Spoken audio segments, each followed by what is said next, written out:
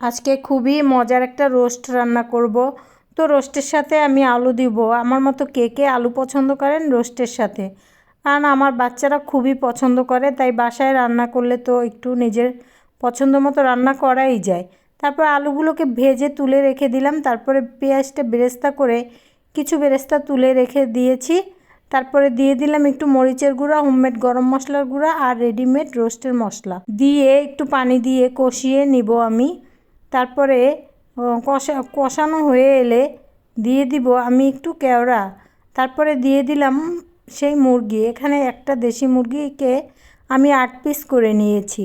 তারপর কিছুক্ষণ কষিয়ে দিয়ে দিব উপর দিয়ে ফ্যাটানো টক দই।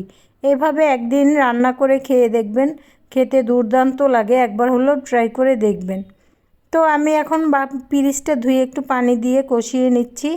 আর গরম মশলার ভিতরে আমি দিয়েছি একটা তেজপাতা আর একটু দারচিনি।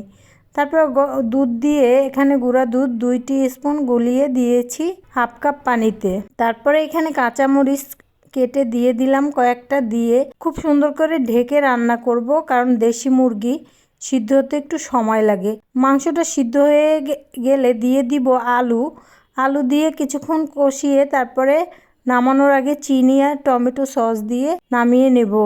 পোলাওয়ের সাথে কিন্তু দুর্দান্ত ছিল। সবাই ভালো থাকবেন। আল্লাহ হাফেজ।